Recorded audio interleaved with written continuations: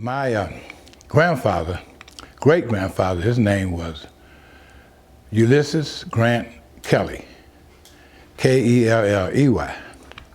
Since that time, they have removed the E, and now it's K-E-L-L-Y. But I was told that he come from Kentucky as a slave to tobacco. He was tobacco. But my great-grandfather, he was not a tobacco. My grandfather was Ira Kelly.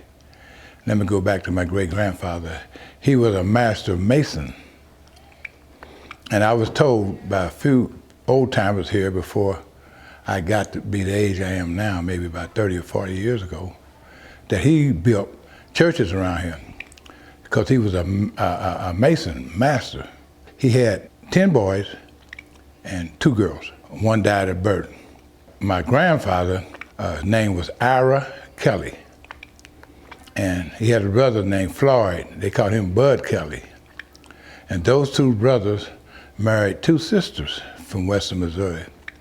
Their maiden name was Hamilton. And they had 3 girls. But as I was told, they stayed across the tracks. So my great-grandmother, her name was Celeste. That was Ulysses Grant's wife. And she didn't want her boys to be messing around with no Hamilton because they were half Indian. They was half across the tracks. So Bud, he was older than my grandfather, that was his brother, married Lee. Her name was Lee, L-E-A-H. And she didn't like that, Celeste didn't. So it was documented in the Western Chronicles that they met downtown one day and had a fight over that same particular reason. Celeste and the Hamilton, Leah's mother. Leah, her name was Mary J. Hamilton. She was the mother of the 3 sisters. Well, 2 of them married the Kellys, so their maiden name was Hamilton. Mary Hamilton sued Celeste Kelly for 75 cents. Back then in those days, that was big money, I guess. It could have been a little bit more, but it wasn't much more. Maybe it could have been $1.75 or something like that. But we found out that Celeste, that she was a Kelly, she blocked the other brother, which is my grandfather, Ira, from marrying after Bud married Lee. So my grandfather, which was Ira, didn't marry my grandmother until after Celeste died. So that's how we get the 2 brothers married to 2 sisters. And like Ira, he had 10 brothers and 2 sisters. As it was told, he was a master tobacco grower. He worked for the Hall brothers. And it was told that when they sold their tobacco down in North Carolina, they come back, that he got paid once a year. Well, he was just basically a sharecropper. But when you think about it, it's not so bad as it sounds because he grew everything. He was a master grower. Yeah. And out of necessity, out of survival, he grew everything and they canned everything. Mm-hmm. But he was the one out in the fields actually growing. But the Hall brothers, you know, they exploited him, you know, a little bit. There ain't no doubt about that. 'Cause my mother told me they went to Leavenworth one time a year to get clothes. Yeah. And that was it. That's how they lived. So, and the other part of the story is that he had to leave here to go to Kansas City to find a job.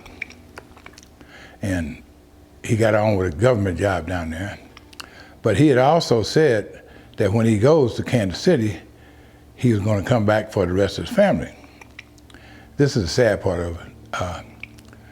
The 2 brothers, they took him when they were 13 and 14. It was 4 siblings he had. Grant, Raymond, Mary, and Josephine, which is my mother. Okay. When he came back, but he never did come back. Oh. He got down there and met another woman. That's the part I really don't like to tell. Yeah. Right. And in the meantime, my grandmother, his wife, name was Estella. My grandmother, she had to go to St. Joe and she was waiting for him for word, and stayed with his uncle in St. Joe. His name was John Kelly. He was one of the first lawyers in St. Joe, practicing at that time. And they were staying with her, and the boys had been sent out to Utah and Montana. His brother was out there panning for gold, so they split the family up. But my mother and my Aunt Mary, which is her sister, they took care of her, and then they moved to Kansas City. But in the meantime, her cousins, which was Aunt Lee and Sarah. Now, Sarah married a Didell. Oh. That didn't last very long. Oh, it's on the plaque. Oh. Okay. Now, what they mean by Hellraiser, I just kind of put two and two together. That's probably why my Aunt Sarah could not stay with him. But he had a fiery disposition. So I don't know whatever happened to him. She later on married a Virgil Bayless out of Atchison, Kansas. And there's supposed to be some history about that, but I don't know all that. So, and I'm glad I came because I needed to get some of it confirmed. But you heard it today about the education and Miss Bell and how she, and those things are very true.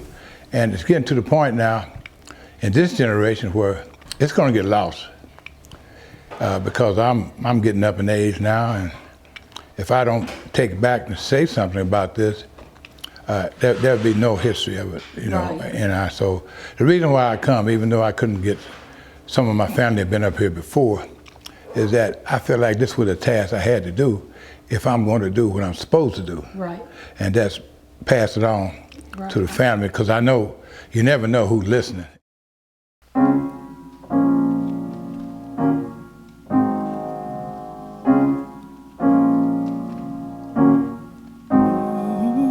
Weston is for you, Weston is for me.